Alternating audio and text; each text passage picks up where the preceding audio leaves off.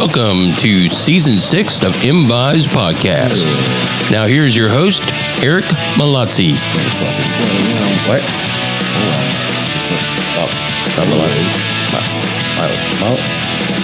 Anyway, here's Eric. There you go. Yeah. Every episode, he fucks up my last name. We've been friends for, I don't know, 7 years now, and he still doesn't know how to say my last name. It's you. Anyways, welcome to ImVibes Podcast. We are back at Home Sweet Home, Tommy's Pub. Yeah, every time you move your headphones, it crackles. Oh, well. Yeah, mine's only coming out one ear sometimes, and then it's both. It's time for a new board. Yep, need a new dongle. Yeah. Hey, now. That's what she said. Anyways, we're back at Tommy's. We have some very cool guests today on the show. Y'allers here. This is the first time you guys have been on the show, so thank you for coming on. I'm excited to talk to you guys. I've seen you guys play a few times. First time I saw you guys play was at the Rooster. And I forget what bands you guys went up first. I forget who else is on that bill, but you guys did a cover of the Misfits 138 that night. Yeah. Love that song. Anyways, I've been kind of busy. Last weekend, I went to Rockville.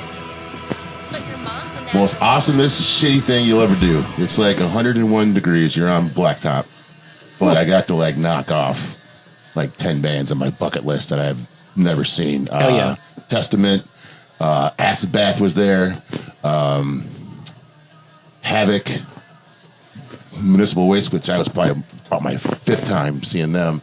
The Insane Clown Posse was there. I've seen them numerous times, but Power Trip, Testament, who else all played, man? It was just a rotating stage, but the stage right next to the stage, the bands that we went to go see, they had like emo bands and screamo bands playing like the very next stage. So while we're waiting on Acid Bath, we had to listen to a hardcore band with a saxophonist playing hardcore music with the saxophone. You had to or you got to listen? We had to. You had to. Okay. Yes. There we go. There was no choice. It was either put your fingers in, well, we could have just walked away, but yeah. There's always that. Yeah. Well, all the bands only got like 30-minute sets, so if you walked away and came back, you wouldn't be up close anymore. So, I went to go see the Melvins and Napalm Death. Yeah. As a matter of fact, you guys were just making a comment about the Wind Rider sticker. Yeah. Wind Rider was there in the audience that night. I was standing there. I'm like, oh fuck, wait a minute. And I went and talked to him. Like, yeah, we just came in for a show. Was Weed Eater on that show? Yes. Yeah. And so was Andy, the door bum too. So nice. Yeah. He was cool. I got his new patch on my vest. It's a pretty dope patch. But the sticker that he sells, when you stick it on your car, you can't see it from the outside. You can only see it from the inside. I was like, well, that sucks. Anyways. We should make a sticker like that. I know. Yeah. And it's just like one of our regular stickers, but it'll just say for inside use only or something like that. Yeah. Face this way. Well, it's face towards enemies. It's black, so it's see-through. It's like that sticker for like a window from out front. Window cling. Right. Indoor window cling. So I can see it when I'm in the car, but I can't see when I'm out of the car. Gotcha. It'd be fucking dope, a die-cut Yaller sticker in clear vinyl. Yeah. We can make it happen, Mark. Can we say... Can we fucking cuss? You can fucking cuss, yes. I don't know if you heard me earlier. I said burping, farting, and cursing is encouraged on this podcast. Sorry. Excuse me. Somebody fart now. Yeah. Kim. Only one of us can do it on command. Kim. Farting was a deal breaker. I am the fart king of the Southeast. But the only person that we've actually got on mic farting is Ernest. And that was he was actually sitting there when he did it, and it got picked up on the mic. So nice. Anyways, let's talk about Yaller. So you guys want to introduce yourselves and tell everyone what you guys do in the band? My name is Galaxy. I am vocals and rhythm guitar. I'm Jason, and I play +5 guitar. I'm Kim. I play drums and I sing/scream backing. Yes, she stuff. does. She does. Mark bass. And Jesus. That's his Lemmy mic for today.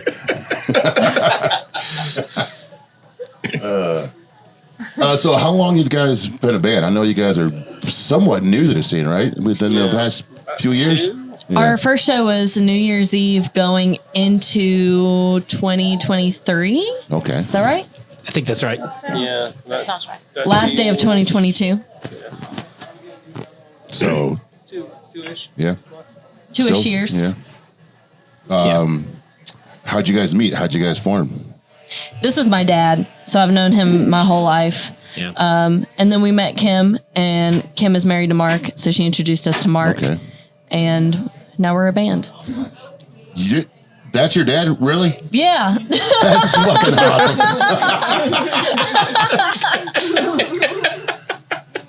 Yep. Yeah. Okay. Yeah. But at this point, we've been bandmates over 50% of my life. So is that he's, we've been doing music almost as long as more than 50% of we being also family members. Right. What other bands were you guys in together? We're in the Dancing Fleas. It's an all ukulele, not all completely ukulele, but a ukulele forward party band. No shit. Yeah. That's pretty fucking cool. Yeah. Yeah. For like 13 years, going on 14. Yeah. We're playing 185 King and Brevard in like 2 weeks. Friday, next Yeah. Friday. Oh, yeah. In a week. Oh, okay. Yeah.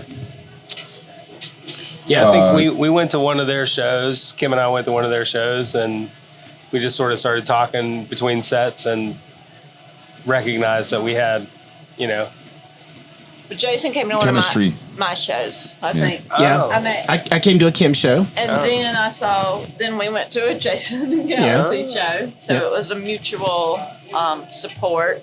And then, We found out that Kim plays drums, and then we're like, yeah, we really need a bassist. And she's like, well, I happen to know look who somebody. I have right here. Well, that's perfect because we had already met Mark, and I thought that we should all be friends anyway. So Yeah. it helps a lot that they also are a rhythm section. Yeah, it's awesome. Yeah. You guys have a show coming up in June, right? I think I saw something you're playing. We just took one. Right. Yeah, we're playing at the Rooster. That's right. Yeah. With Wine Mom and Lamps Required. I am blanking on the date of that. I think it's the 19th. 19th, yes. Wow. We love Lamps Required. Nick Bradley used to play shows in the basement of my hair salon, like as far back as 2018. And it's really cool to see this project of his blossom and be something that we can play with. Because me and Nick go way back. I'll have to go check out that show because I don't think I've ever heard them play it. So They're so They're fun. there are Yeah. there is a Super shit fun. ton of bands around here, and I've heard people say, "Man, the local scene here in Charlotte sucks." I'm like, "Man, you ain't going to the right fucking places because you have a lot of cool venues with a lot of awesome bands here." Yeah, this scene is, so I sort of came up in that early 90s Chapel Hill scene. So I was living in Chapel Hill from 90 to 94. And when it was sort of the That was epicenter awesome, of new music, just incredible scene happening there. And this is the closest to that I've seen. I mean, there's just so many good bands in this area, and just the scene is super supportive. I mean, everybody is, at least in the louder side of things, everybody is super supportive of each other, and it's all about, who do you know? Can you get them? It's not like clout, but it's like, can I get them on with me?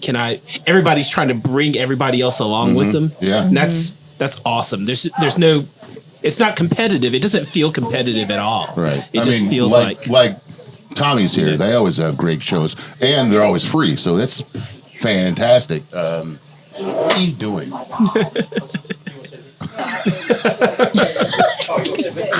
We have an audience today, guys. Yeah, hey, bring it on. They were just out there listening to the Yaller album. Were they there? Yeah. Yeah. You were. We looked Yeah. up on Spotify. Yeah. Spotify. Who's the girl? I'm going to guess her. You She's a girl, you know. Yeah. Me and Kim are girls. I scream a little bit on it. I love this. Very good, very good. Yes. I'm going to give it a follow. This is interesting. All right. It's very interesting. Interrupted by fucking vandals. It happens. Yeah. Well, I used to be really bad with, someone would walk by with a cool shirt on during the pods, and I'd be like, hey, cool shirt. And they'd be like, oh, shit, I forgot I'm hosting a show right now. Let's take that out in post. Yeah. Well, no, when I had the dude was wearing a Seal shirt, like Seal, the artist, dude, he was wearing a Seal shirt. I'm like, dude, that's dope. They're all, no, man. I just saw a woman wearing a Lady Smith Black Mambazo shirt at a museum, and I just could not help myself but just like have to talk, have a conversation about that. That shirt is fantastic. Right? When I was at Rockville, a dude had a custom shirt made. It was DRI and the Slayer pentagram. That was that dude around. I was like, dude, that's awesome. He goes, I had it made myself, man. I'm like, that's legit. Kind of want one. Yeah. Mm-hmm. I know Gabriella and Rodrigo they were touring for a while with I Love Slayer shirts. It said I Heart Slayer. And that was the whole graphic. And I was like, man, I want one of those. Yeah. You know what's weird though? Like going to those things, old metal is just not the thing anymore, man. Like all those bands are on the side stage. There's no one on the big stage, and everyone's wearing like I Prevail shirts and all that shit. I mean, there was maybe 2 or 3 people wearing Slayer shirts, but every time we saw it, so they were like, fucking Slayer! It was awesome. Right. It's just that's what I like though. Yeah. I like that old sound. Old metal. Yeah. Mm-hmm. I love thrash. Thrash is my shit, man. I go to a lot of thrash shows. I could probably go to too many thrash shows. I need to start wearing earplugs because I can't hear shit anymore. Dude. Yeah. I would recommend it. Yeah. Even my daughter's like, Dad, you need to start wearing earplugs. And you're like, what? Yeah, exactly. That's exactly what I say. So I have mine in almost like a bulletproof metal case attached to my wallet chain. Yeah. At all times, I'm ready to just pop those things in. I think about it. I've looked them up.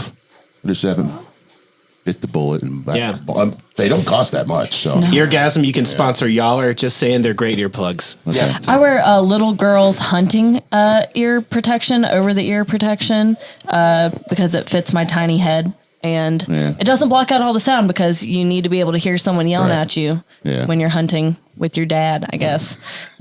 I was at the girl wrapped around my head. I was at a bar not too long ago. And it was I went there the day after a show, and the bartender was trying to talk to me, and I said, "I'm sorry, I can't." I said, "I need to start wearing mine." She goes, "Your hearing aid?" I said, "No." I said, "No, earplugs at shows. Thank you very much." And I was like, "I'm fucking leaving." Yeah, that's your sign right there. You said what?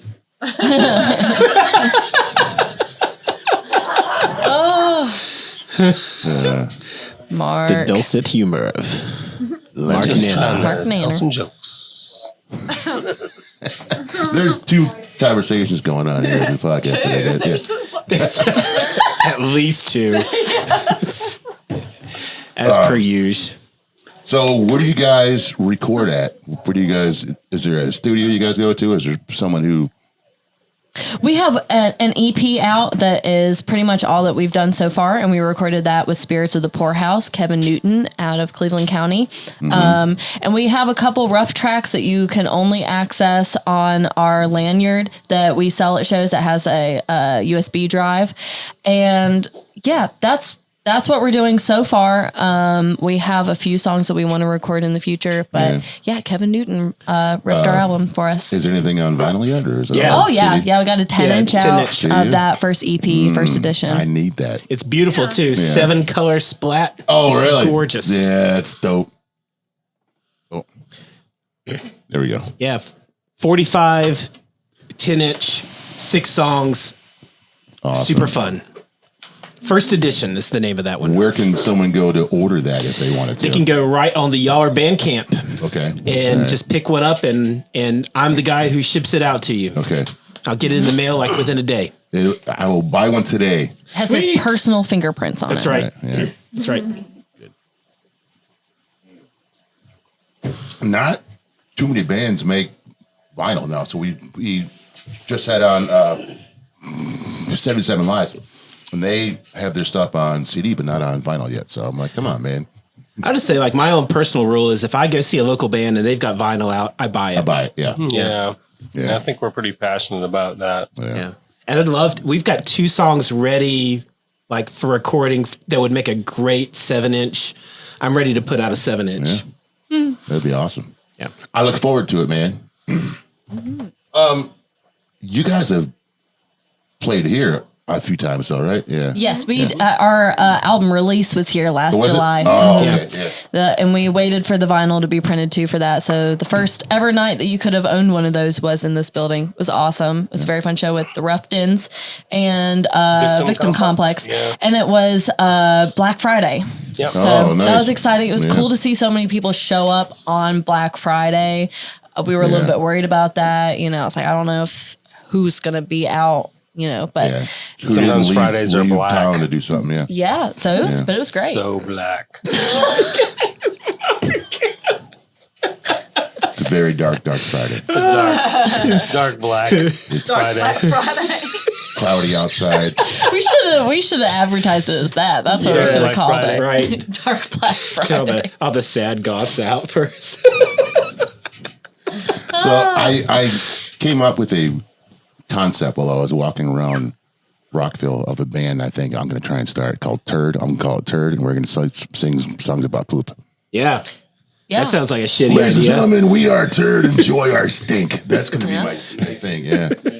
I can't. You could have a song called Pinch It Off. And the song would end real quick. Bad. Mystery wipe. Can I make a suggestion? Turd cutter. Oh yeah, Tube spoon. It's one of my favorite. Yeah, turd cutter. Yeah, one of my Spoon favorite. would be a good name for a band. Moose tracks.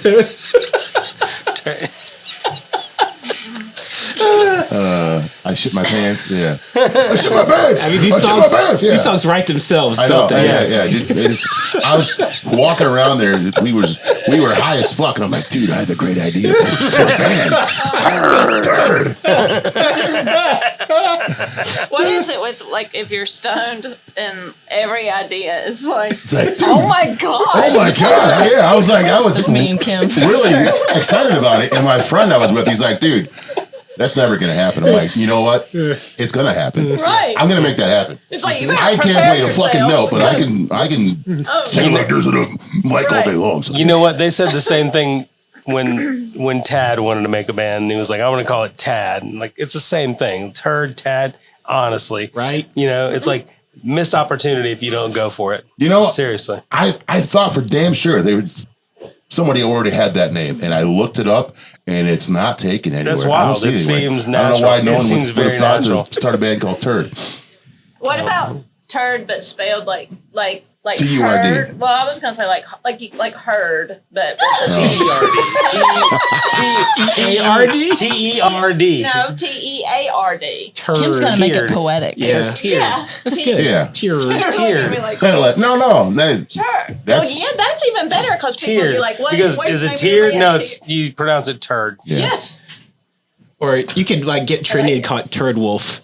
Put some V's in it too. Right. Turd wolf Turds. dog. Right. Turds. Turds. We were Splattered. talking about like every emo band has dog, wolf, or the letter V in its name. It's true. All the ones we like anyway. All those emo bands are like, hey, are you guys ready for a Mad Now. for a happy song? And it was like, yeah. And it's like, this song's about when my dad died, and we're like, what the fuck? No, listen. All right, man. I was like, dude, we can't stand here all day long and listen to all these fucking emo bands. Yeah. Let's make a band called Turd. Yeah, that's better than emo.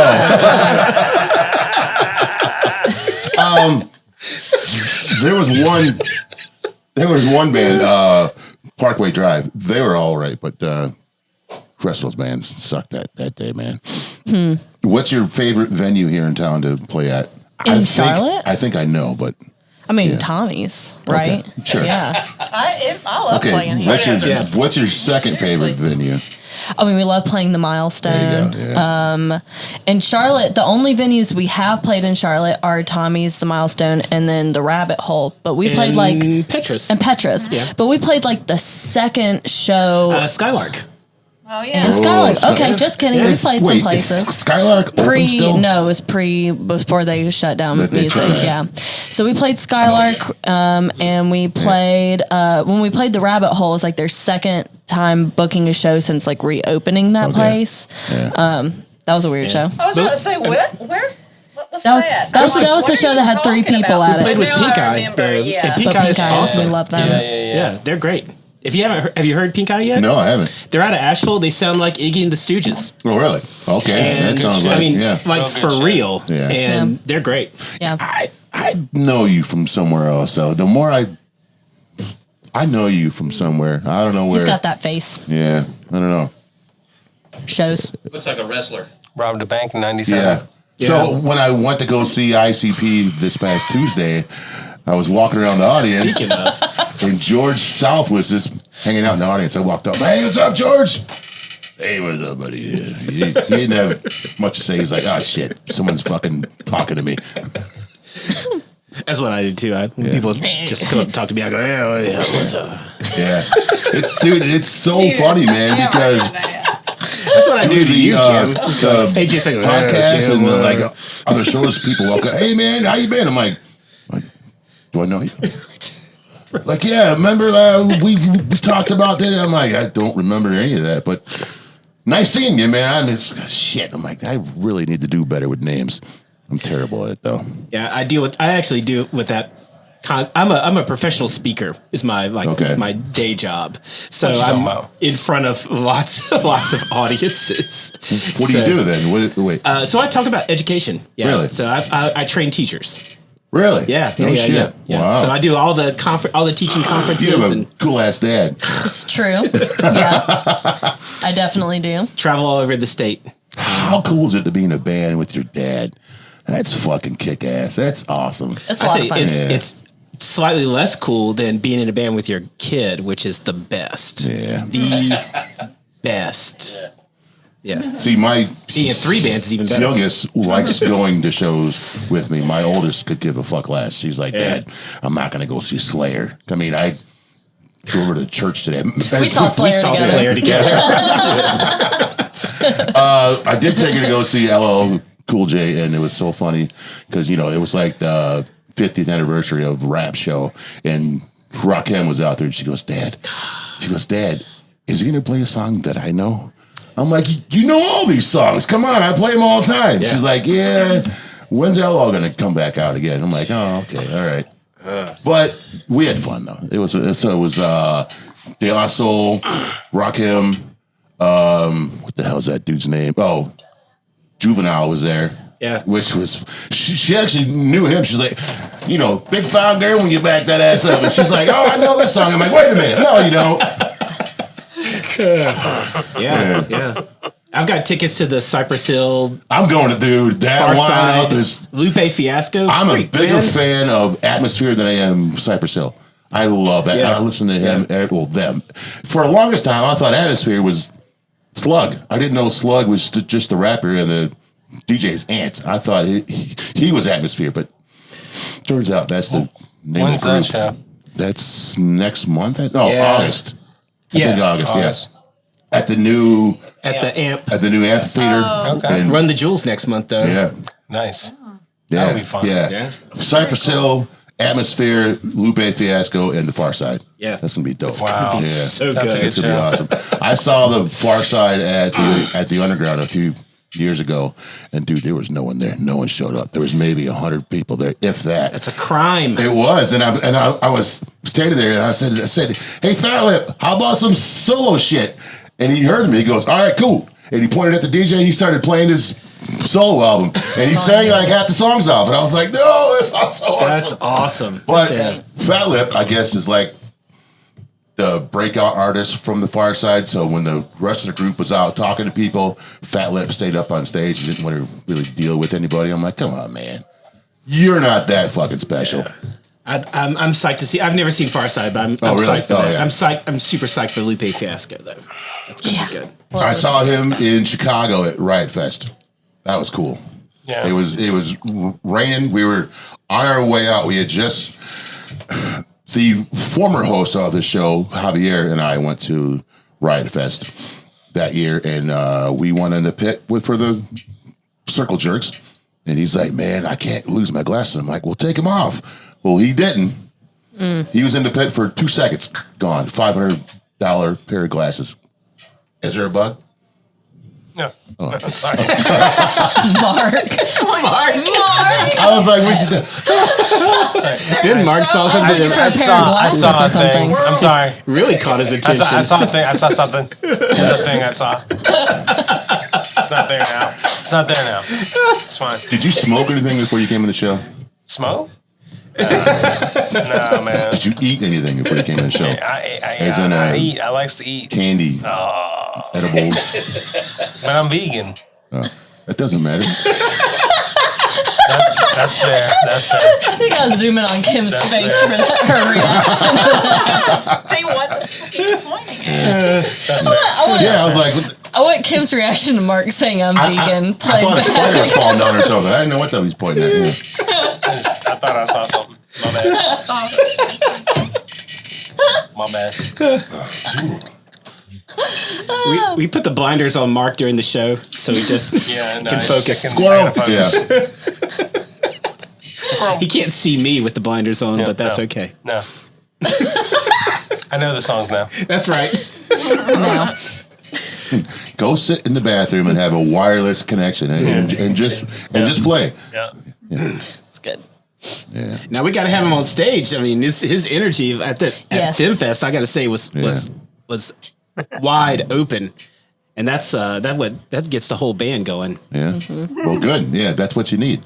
Yeah. And Mark gets crazy. You're like the skanking guy for the Boston shows who just skanks back and forth on the stage all night. That's why I call him the skank guy. Yeah. He's skanking. That's his nickname. I want to do the pick up the change dance, but I gotta hold that bass. Gotta hold that bass. It's all about that bass. About that bass. No trouble. True. Sorry. Sorry. I was with you. I was with you.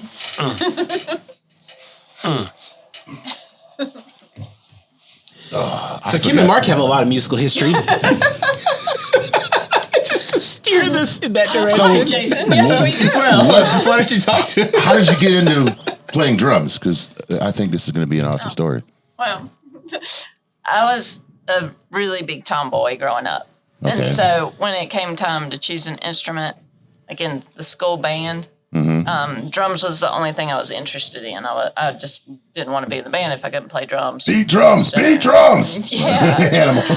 Yeah. And I fell in love with it. I got my first kit when I was 16, and I've been playing. It's the most amazing thing I've ever done with my life. I love it so much. But it was, basically because I was such a tomboy, and I related the drums to being a boy instrument. So Did you drive your parents nuts with playing drums in the house? kind of. Yeah. I'd come home from school and play a lot, but they didn't. My dad would be at work. My mom was very into music, so I think she was happy that they purchased me a drum kit, and I actually stuck with it. I remember her. She likes to tell that story. She never would have thought that I would just still be playing drums now.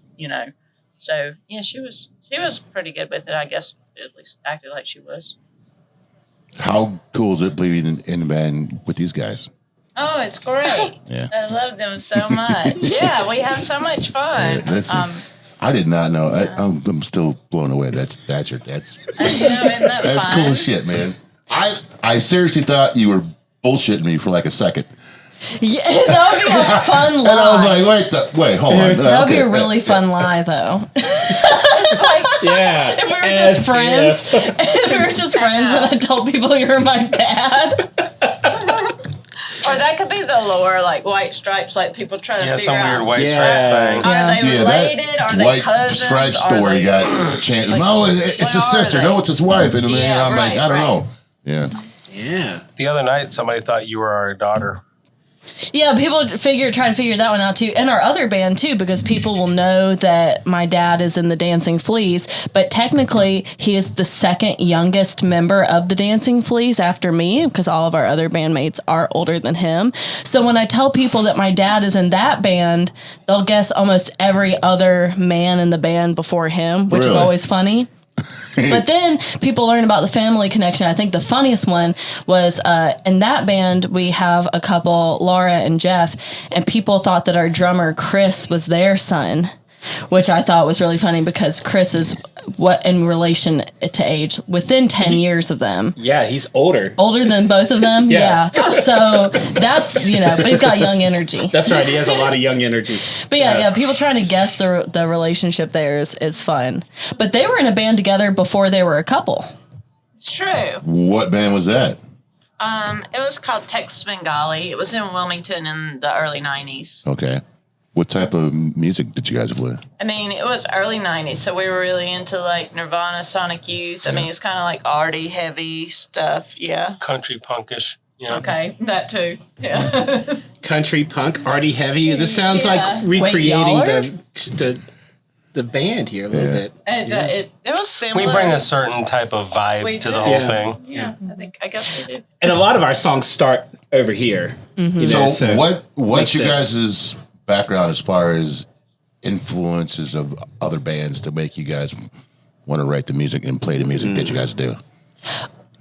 The members of this band, we like a lot of the same bands, thankfully. And we aren't necessarily bringing all of those influences into what we're making. But sometimes we'll play something and we'll be like, this sounds like Gang of Four. And it's just nice that we all have kind of the baseline interests that we can say something like that and it means something to the rest of the band. But when we first started, our first rehearsal was we each picked a song by a band we liked that we thought maybe was an influence. And we got together and we learned those 4 covers. Wow, that's And then we cool. said, okay, so from these 4 covers where each person got to pick a cover, what did we like or dislike about the way we sound playing it? And it's kind of evolved and devolved from that. Do you guys remember what those 4 songs were? Yes, it was Desperate by X. It was Anything Anything by Dramarama. It was Hollywood Babylon. Ooh, one of my favorite Misfits songs. I love that song. And what was the last one? Was it Stepping Stone? We did what was the... We did the PJ Harvey Down by the Water. I don't know if that PJ was Harvey Down by the those. Water into Stepping Stone. Right. That's got such a cool bass line in it, though. Yeah. It's Down by the Water, yeah. Yeah. That's Isn't that an awesome song? Yeah, it is. Yeah. Yeah, that's where Kim gets to do her bossa nova kind of sound. Yeah. Bossa Nova. Yeah, I love that. The drums on that too. Just that same thing over and over and over. It's like it's hypnotic. Yeah. You know, in some ways, that song was like more influential for our future sound than the other songs. I know. Well, you know, like what's interesting is if you think about the things that we did pick as covers, like that had sort of a complete outlier feel. Like Down by the Water has a complete outlier feel. The other songs were more in the rock ballpark, but it just sort of shows the different influences that we brought together that, like, honestly, like when we start writing stuff, we sort of evolve out of that general dynamic anyway, out of that vibe in general. Like we come out of the sort of jazzy, we come out of the sort of rock, we come out of the sort of sludge doomer, potcore, like all of that stuff sort of is mixed up in what we do. And when we come out of that and start putting things together of our own, it just sort of, that's what we are. Like the cover songs were we chose those to learn how to play together. Yeah. Right. Yeah. Like this is the vibe we want to go with. We want to learn to play music together. We want to grow as musicians and each get a voice too, because making sure that everyone is getting a little bit of their influence and style in sets the tone for the rest of the time to make sure that we're all hearing each other. I think it would have been really, I can't see it working it would have been a totally different animal if like we would have showed up and Jason would have said like, I have all these songs and we're going to learn them. Like, it would be so different probably. Yeah. And that's what makes it unique, I think, is it really is pretty equal, the contributions from each of us. Who writes for the band? We all write all the songs. We all do together. A lot of the songs start off as like Mark A groove. We'll come in with like a bass groove or something, and then we'll sort of, Galaxy will grab this like dry erase pen, and we have in our practice space, we have a big wall of mirrors, and she'll go up there and just start writing chords down, and she's like, okay, this is the first part, this is the second part, and Mark's kind of playing stuff, and I'm sort of figuring out how things to go together, and Kim's got such a great mind for songwriting. She'll say, what if we structure it like this?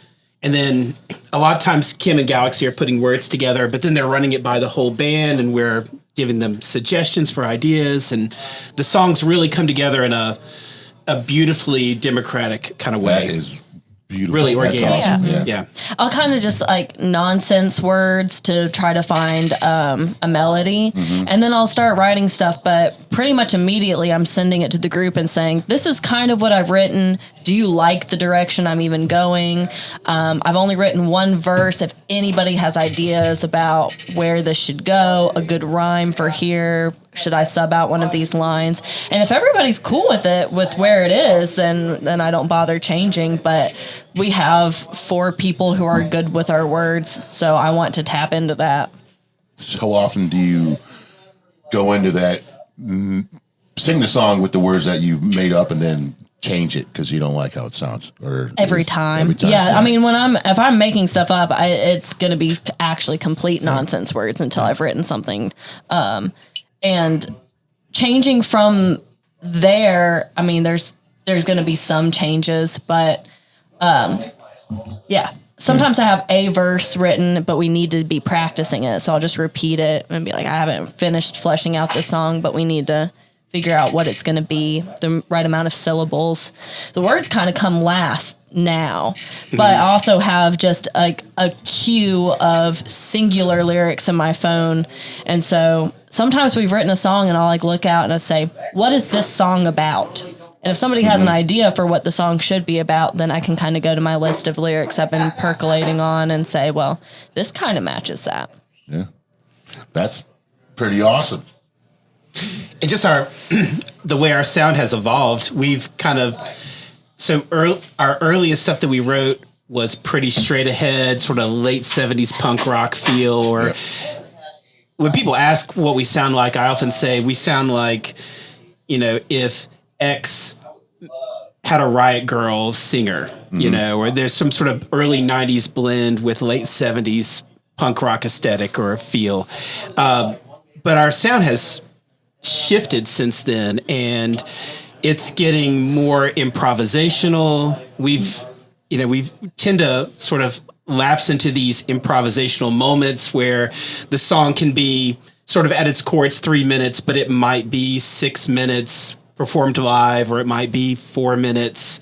A song like 502, which is most of the song is improvised in that song. And the core of it is just this very simple riff that everything just kind of grew out of. And that's just us getting together in the practice space and just going with it and pushing the boundaries. Let's see what happens if we do this. What if we calm it down right here? Let's try that. Let's try how can we build it up? How weird can we get? Left to our own devices, Mark and I tend to get weird.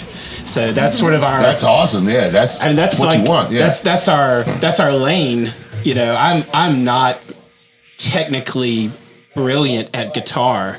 I picked it up late in life. I started playing ukulele at 40, but didn't really get interested in like really trying to learn guitar until probably late 40s. And there's, how many bands are out there that can do a wicked, technically proficient solo? I mean, there's so many guitar players. There are. So, and I find that stuff kind of boring a lot of times. Squirt while I was looking for a new. Sergio, is that their guitar player? He's technically brilliant, right? He left the band. Oh, yes, what? Yes. Okay. Yeah. So, that guy has technical chops for days. He's amazing. Yeah. But like I just don't find that as a listener. I don't find that really compelling. Right. And so like recently, I just saw Wilco for the first time. I'd never seen them live, and I love Nels Cline. I mean, just one of my heroes. And just on song number 1, he gets to the first time where there's a break, and he just launches into this just wall of noise, and I just see the crowd go wild, and I'm looking around. There's like 5,000 people going nuts. I'm like, that's what I do. Like that's people like that. That's awesome. Yeah. There's a place for us because that's what I find compelling. Just that emotional rawness and also just weirdness. You know, something that's going to be different than what you hear. The weirder, the better for me. I mean, Mark can get real strange on bass, and I love that. I mean, bass is often just this sort of backbone in a band, and it is in our band too. But a lot of times it's Mark and I sort of trading back and forth. Like, let's okay, I got that weird. What about if I do this? You know, what happens if I run my bass through a slicer? Where can we take it? Right. You know, Yeah. Where can we push it? Yeah. Like the idea to me, the idea of the sort of Talking Heads style punk band is really interesting because you're not just doing the 3-4 chord da da da da da da da. You have the ability to explore space. It's a constant change up. Exactly. It's a constant, yeah. And you always have that form to fall back into to bring the audience back, where we have some of those songs that are just da da da da da da da da da da da da, like, which is fun. It like you can just sort of mindlessly geek out on that, but it's fun to be able to just sort of nerd out on, I don't know, weird tangents, noise, whatever, you know. Yeah. I mean, you take a song like 502, and it's going to be completely different every time we play it. Yeah.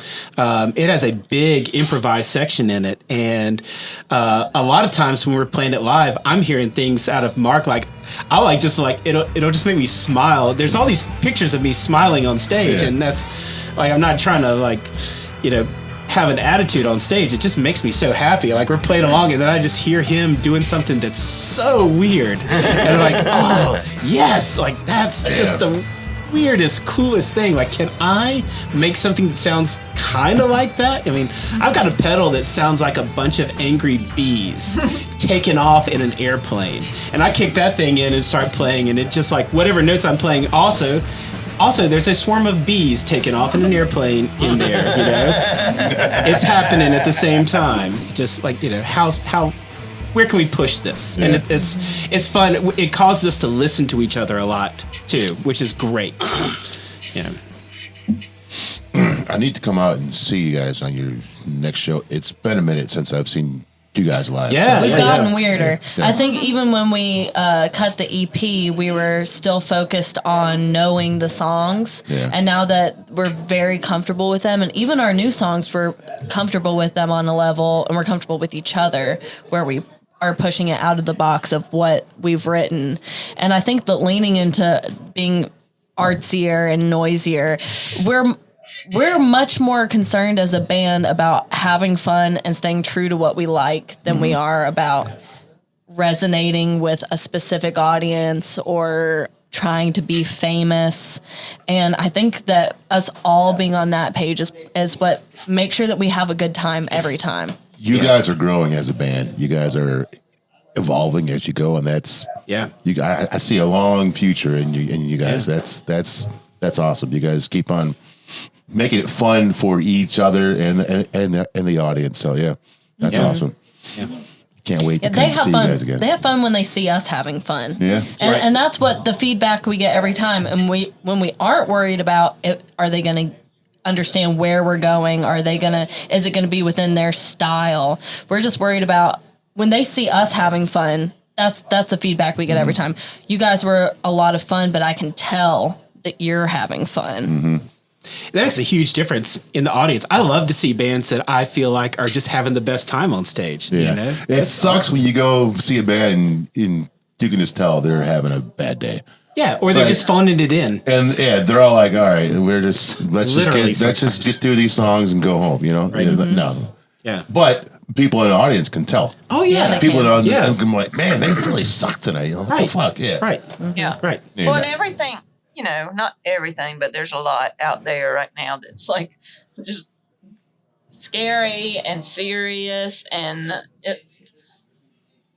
mean and whatever. And so I don't know. I like that. I feel like we're the opposite of that in a way. It's just really good energy and that you can just consistently do that regardless of like whatever else is going on out there. I think it's really cool. You guys have good energy. King Cackle's got phenomenal energy on stage. They're one of my favorite bands here in town. Best wishes out to Joe. I know he just got in an accident and broke his leg on his bike, so he had to cancel the show with Radiant the other night. But hopefully he gets better soon and can get back up on stage. He's in good spirits. Yeah. You guys and No Anger Control are one of my other favorite bands here in town. Yeah, we love Tiff. Yeah. Tiff's an amazing human being. They were so great the other night. That was fantastic. Killed it. So good. Yeah. So good.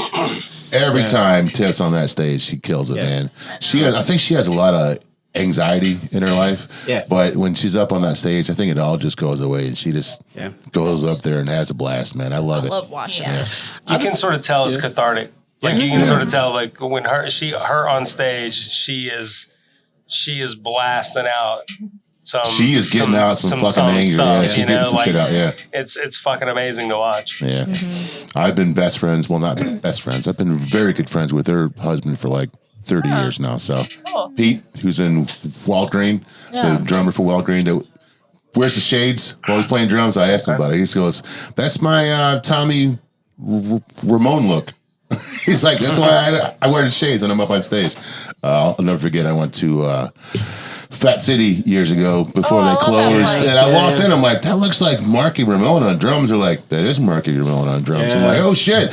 Hey, you didn't work at Fat City, did you? No, I didn't. No. Okay. No. Someone that I just had a memory as soon as you said that. That's weird because that was so long ago. I just had a very specific memory of Fat City. So. Fat City was dope, man. I love that place. Great. I always stuck my lemon in the deer's ass that was on the wall. Whenever I had a drink, I just shoved my lemon in the deer's ass. That's not that. How many times? How many times have we heard that? Oh man! I stuck my lemon in the deer's ass. I also stuck my lemon. Oh, wait, what? Yeah. That's a hot take. Hey-o. Yeah, speaking of I'm sorry. I also saw the Dave Brocky Experience at Fat City once, the original singer of Guar. Oh yeah. It was him by himself with just a band, and they were killing it, man. That was he was up on top of the bar. They tore that fucking place down that night, man. That was cool. love Guar. Last show I saw at Fat City was Shark Quest. Oh, nice. That was a great show. Yeah. Yeah. Sarah Bell. Where they had an aquarium. No. They do make some like surf rocky kind of sounds. Yeah. We did have a surf rock episode, but it went to shit. So I'm not saying any names. We still have it. It's still saved. It might come out some great day, but it turned into a shit show of a fucking episode afterwards. It was a great episode, but afterwards, things that happened in here went really bad. Yeah. I mean, Is that a challenge? yeah. No. How do you ask him? No, we don't ever want that. That person got kicked out and is now banned from Tommy's Pub forever. Banned from Tommy's? Yes. Wow. To get banned from Tommy's, you got to really fuck up. Yeah. Yeah, look. Oh man. Yeah, you did. I mean, when Kate gets out the fucking baseball bat. Oh, yeah. snap. Yeah, that's. Yep. Hey. I think the only people I know who are banned from Tommy's are Liz and Daniel. There's a couple local people who were in a band back in the day, and really they got a bad attitude about a variety of things. But it's specifically making me think of them because they got banned from Tommy's for making. I think that they somehow got a gig here, which is miraculous, and then somebody bothered to listen to what they make, or figure out further who they were, and they got told that they could not play the show. So then they said a bunch of really awful anti-Semitic stuff to somebody who worked here and got banned. But Sandy Carlton interviewed them for a podcast because he also didn't know they were maniacs. And that podcast never got aired because he got there. They said, you have to come to our house to do this. So he went to their place. It was because one member of the band had an ankle monitor, so he couldn't leave the premises. And then when he got there, the band got out mystery white powder and snorted it before the episode.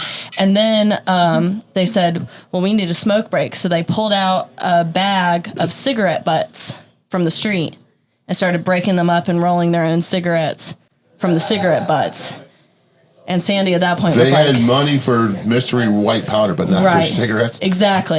Yeah, exactly. Priorities. Yeah, priorities. So that's the quality of people I think of who are potentially banned from Tommy's. Wow. And Cigarettes are laying all over the streets, but the cocaine I'm that pretty is sure not laying on the streets. I'm pretty sure when they applied for this show here, when they were maybe talking with Jamie, this would have been 10 years ago almost. Yeah. When they were saying shows they had played before, they cited my birthday party as one of them. So was that true? Yes, because Really? I had an open mic. They were not invited to play at my party. There was an open mic, but we've all had a lot to drink. Everybody's got a potty now. Yep. That's what happens. But those folks were fascinating individuals. But I want to say that Adam Parker, who recently hit me up for a show here that we couldn't play, was involved maybe in that original fight that got them banned from Tommy's.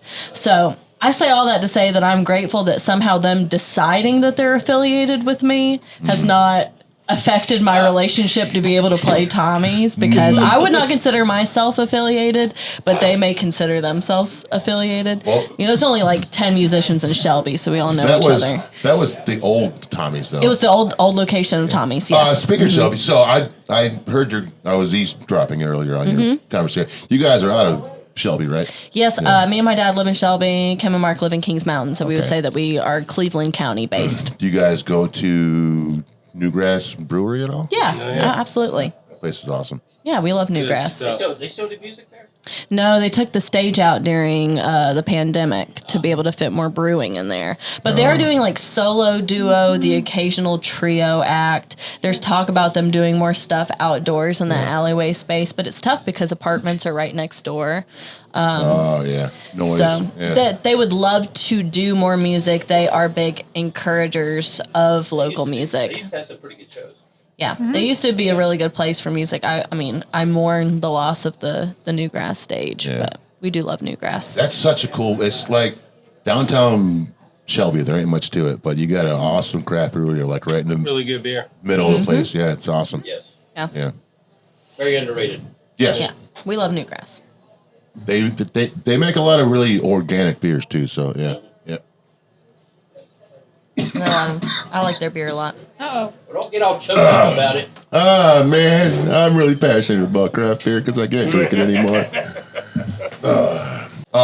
So who do you guys produce your own records, or does somebody produce them for you? Yeah, so Kevin Newton from Spirits of the Poorhouse did all our production. Okay, yeah. I think I already asked it earlier. But yeah, Kevin's a great guy. Yeah. His studio has been completely redone. I saw. It's looking really nice. Is that in Shelby? In Boiling Springs.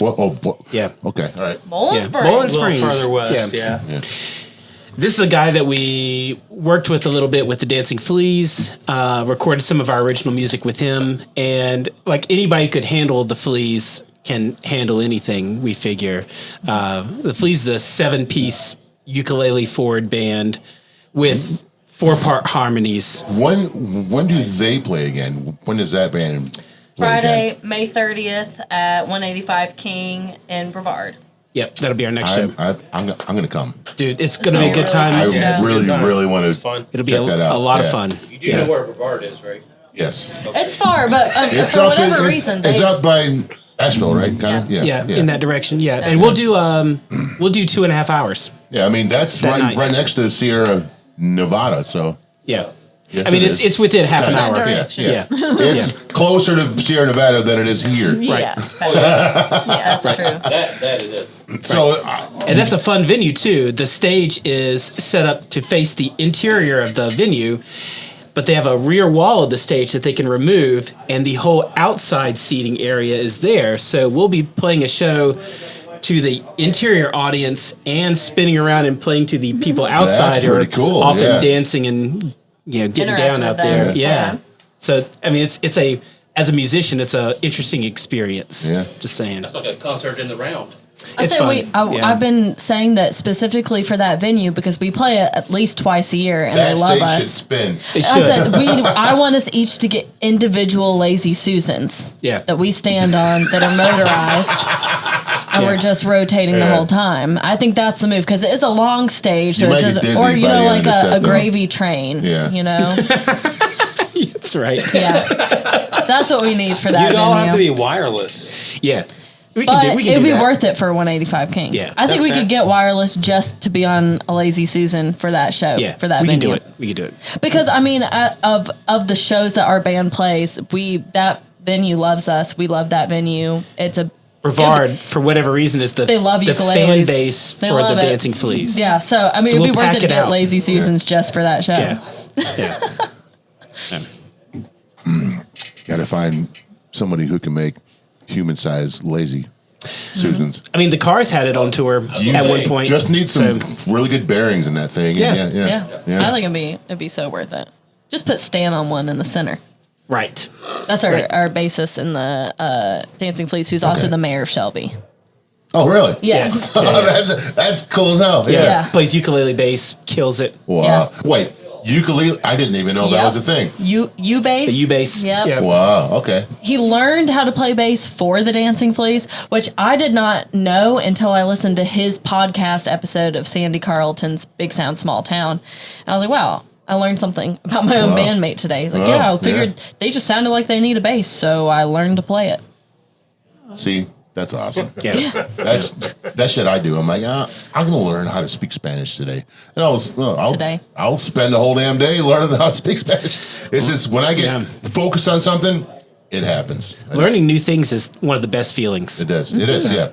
I'm addicted to that. I love learning new things. So I learn something new every day at work. So yeah. I'm an HVAC tech by ADHD is a trade, so gift. I learn new shit every day. Heck yeah. The new refrigerant that came out now is propane based, so we got to be really careful with our shit now. I mean, that shit can blow up in your face. So, Right. yeah. Good to And know. that was like, hey man, have you worked on that yet? I'm like, nope. I'm trying my hardest not to. Actually, I don't want to work on that stuff. I don't want to die at work. So on you guys' albums, we hear horns, we hear organs, we hear a bunch of other stuff, and who plays those? So Zach Wheeler is on our album playing saxophone and keys.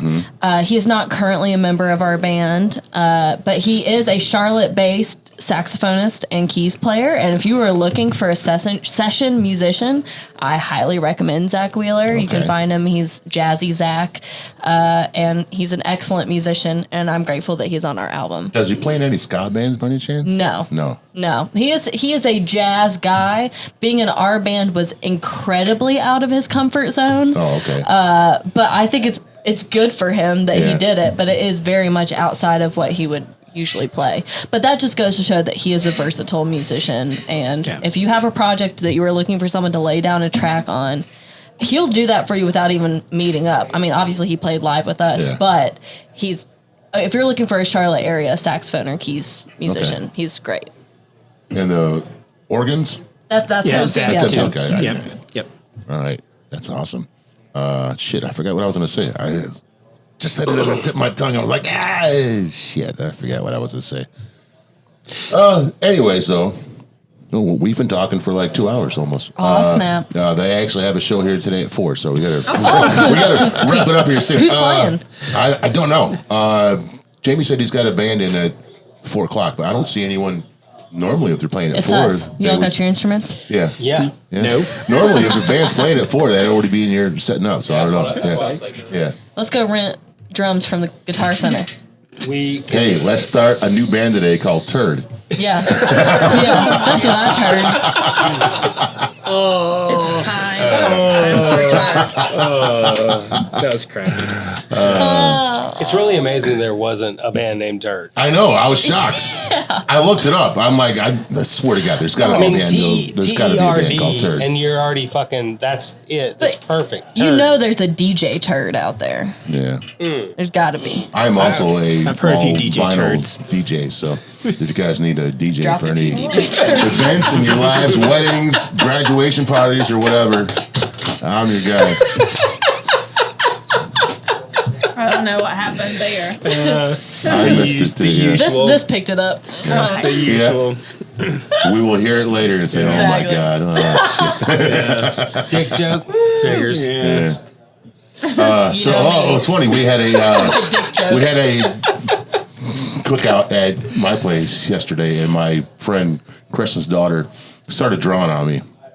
She had some ink pens. She's like, "Hey, you want some tattoos?" I'm like, "Sure, you go ahead." This kid drew a cock and balls on my arm and my leg. Womp womp. I was like, wait a minute, that's what I draw and everything. I'm like, wait, Kristen, your 13-year-old daughter's drawing a cock and balls on my leg and my arm. She's like, oh, sorry. You fucking let her. Yeah.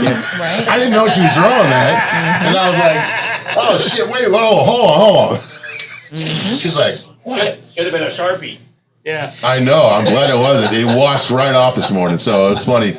My wife came out to the garage last night because after everyone leaves, I just kind of hang out there. Yeah, I'm drunk, but I just sit out there and listen to the music on my own. Just kind of chill out. And my wife walks out there and she goes, "Oh my God, what is on your leg?" I said, "Yeah, I know." I'm like, I don't know if it's permanent ink or what, but I guess I'll find out tomorrow when I shower. Thank God it washed right off. But she started to paint my big toe with that stuff, and that didn't come off. So I have a pink big toe right now. Yeah. We shouldn't go for your cheeks or anything like that. Right? Yeah. No, she was not going that. She wasn't going that far. I don't know if you guys have ever listened to the podcast before, but one of the last things that I ask you guys is to give me one of your favorite cover songs. Not cover that you guys do. Someone else's cover of another song. Yes. You want to go down this way? Yeah. I used to warn people before, but I think it's asking them when they. No, that's great. On the spot. On the I like spot. that. Yeah. Sure, I'm ready. On the spot's better, yeah. Yeah. I think I got an answer too. Yeah. I think one of my most recent covers that I can just sort of the cover that struck me the most that I've recently listened to is Silverstein's cover of Runaway, Kanye West song. That's good. Oh, it's totally like Really? fucking total emo band doing rap song. That sounds interesting, yeah. I mean, fuck all Kanye West, but Silverstein seems to do a lot of Yeah. like interesting covers, and that was one that just came across my feed recently. It was good. It's really good. Aren't they an emo band? Yeah. Very Okay, heavy, yeah. real good. Yeah. Kim? Gosh, I don't know. I mean, a recent one that I enjoyed on the way here today was I'm a big fan of this songwriter. His name's Matt Pond, PA, and he did a cover of like Nico These Days, which I like it when like if a band cover, if it's a male singing what's traditionally like a female voice and vice versa.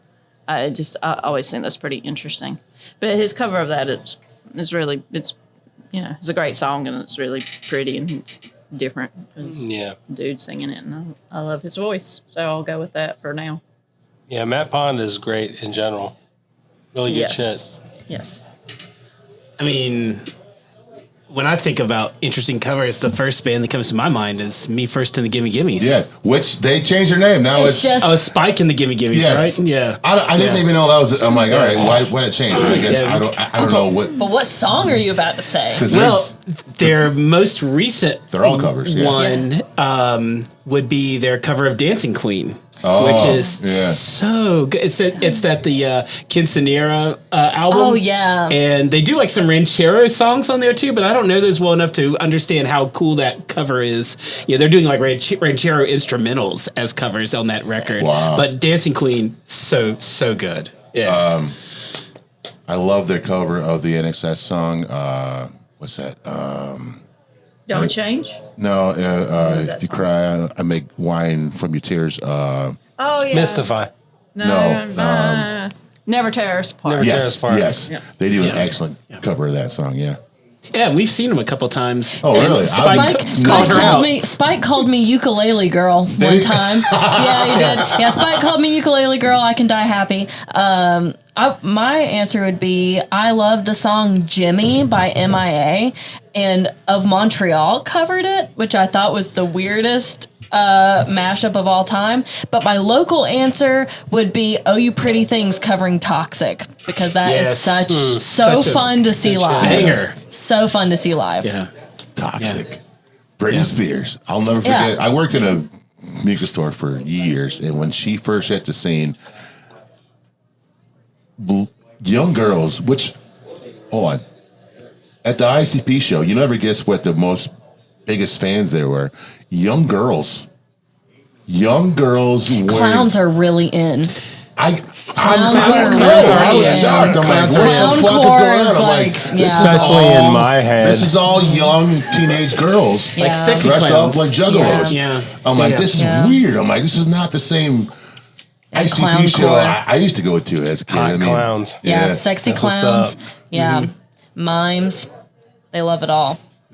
It's a thing. It is a thing. Is it really? Is it? No, it's a not. thing. Clown core. There's a whole Vice Emo documentary girls about love clowns. the resurgence of clown culture that just came out.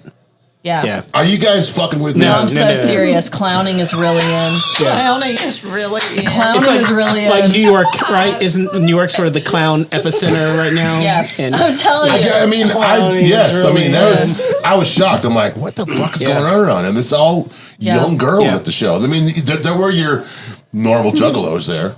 Right. You know, all your. I like how juggalos is a normal thing. now. They're normal juggalos. All God. these emo How girls do you also mean in normal clown paint. juggalos? Yeah. All right. That's oxymoron. Yeah. Yeah, normal juggalos are like the guys that have the beards. You know, they got. Yeah. I have a beard. I'm sorry. Yeah. No. See, I'm from Detroit, so back when ICP first came out, they were just a local rap group. Fuego for life. That's right. You should have seen the floor at the Fillmore afterwards. It was this deep in Fago. Ooh. They had a Fago Armageddon. Everyone that bought a VIP package was allowed to come up on stage and help throw out Fago, and it was just awesome. It was crazy. It was crazy. It was so good. But yeah, that's I have 3 friends who collect clowns. really. Yeah. Collect Collect. Little How do you mean porcelain, that? little porcelain clowns and friends. I have them downstairs. I have at least She has one clown. I have at least one friend that's gone to clown school, and I have at least 2 friends who are professional clowns. I'm a clown school It's dropout. it's trendy as fuck. I guess so. I mean, I totally agree with you. I mean, I was shocked. I'm Yeah, like, Clown it's always wanna it's go a thing. Yeah. Yeah, you amateur clown. Amateur That's clown. my new Clown. insult to people. Amateur clown. Stay at school. Plastic fish. Yeah. I thought I had Anyways, what it my cover takes. song for this episode, Yeah. which I just went and saw Say Ferris down in the Radio Room in Greenville. Greenville, South Carolina. Which New radio room. It's a new. Was this your first time going to the new one? Yeah. I've been once. I've never been to the old one, but I will never again go down there on a weekday. Oh. Because construction in Greenville and 85 has been going on forever. Yeah. It took me 3 hours to get there. Yeah. It's garbage. It was on a Thursday night. I mean, I just had surgery on my shoulder, so for the first 2 weeks, I had nothing to do. So I'm like, I'm going to go to the show. Mm-hmm. So I drove down there on a Thursday. I missed the opening band because I drove through a hailstorm.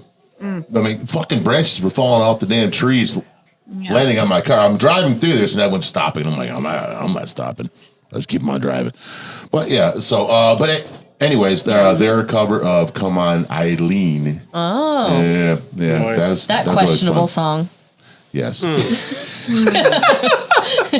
sure the cover is great. It's a questionable song. It is.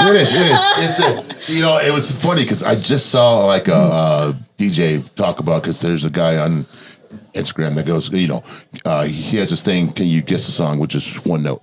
And he's all vinyl. Mm-hmm. But that was one of the songs that he did, and he told a whole spiel about it. And they were like, they wrote that song in a day by themselves.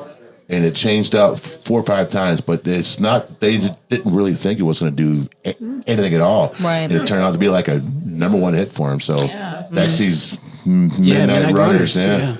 When you started to think about it, it's like, is it come I know. No, Right. it is. on Eileen? It is Or is it pressuring. come on, Eileen? Yeah, No, it's sexually pressuring a woman what to come is home it? with you. Is it It's come? baby, What? it's cold outside, but If it was is Come it- On Eileen, it'd be Come on, Eileen. Either way.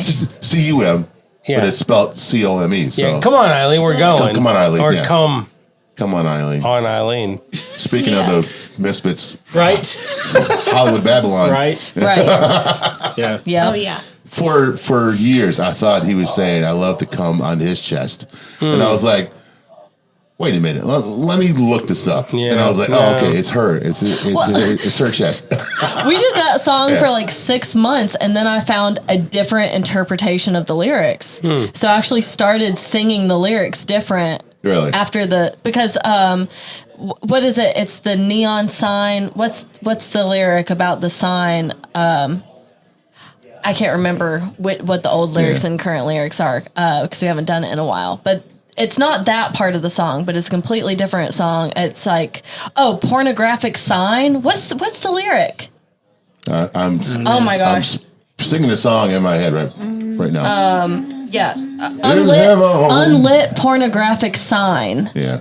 And I don't remember what I was singing before, but it was not unlit pornographic sign. It was a different interpretation of the lyrics. Yeah. But I've been thinking about that a lot, about how people who are consuming music post 2010 do not ever have to wonder what the lyrics are. They can look them up. They just Google them right Yeah. then and there, unless it's a local band, unless it's a live recording of a Right. local band and you're trying to figure it out. If it's anything that's made it to the radio, you 100% know what the lyrics are. Right. But in my childhood, it was all question mark. There's so many songs that a decade later, I was like, oh my gosh, I completely had that wrong. I had a friend It's a unique who experience thought now. Panama was like Anima. I'm like Panama, yeah. Like what'd you say? Yeah. Like Anima. I'm like, no, it's Panama. That's the no. Hold on. Yeah. My business partner thought that Mr. Brightside's Open Up Your Eager Eyes was Open Up Your Eagle Eyes until I corrected her. Understandable. You know?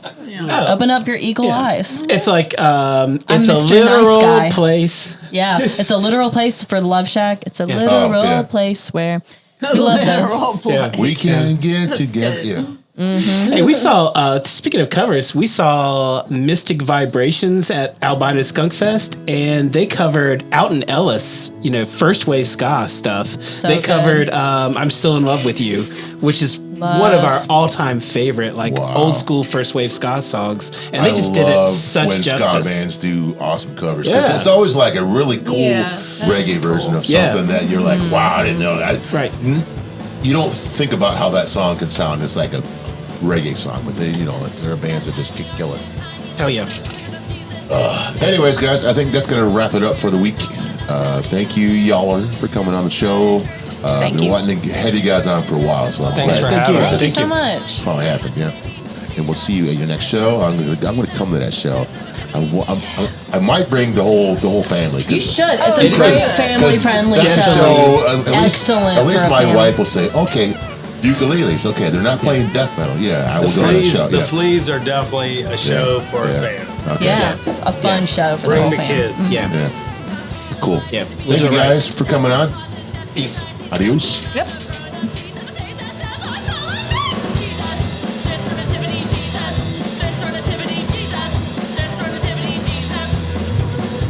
A huge shout out to our gracious host, Tommy's Pub. Located at 3124 East Wade Drive, Tommy's Pub is a small neighborhood bar that's big on music and community. Go to Tommy's Pub's Facebook page where they regularly provide updates about upcoming events to include weekly open mic night, karaoke, and live music from some of the best up-and-coming bands in the Queen City. Thank you, Tommy's Pub, for hosting ImVibes Podcast. Thank you for listening to ImVibes Podcast, home of good music, good libations, and good vibes. Please like, rate, and subscribe to ImVibes Podcast on your favorite listening platform. Follow us on social media and subscribe to our YouTube channel. All are at ImVibes Podcast. ImVibes Podcast is in need of sponsorship. If you'd be interested in sponsoring the show or just an episode, email us at imvibespodcast@gmail.com for more details. Email us at imvibespodcast@gmail.com if you'd like to be a guest or have an idea for a guest we should interview. Opinions and views expressed by guests are not necessarily the opinions or views of the ImVibes team or BWM Productions.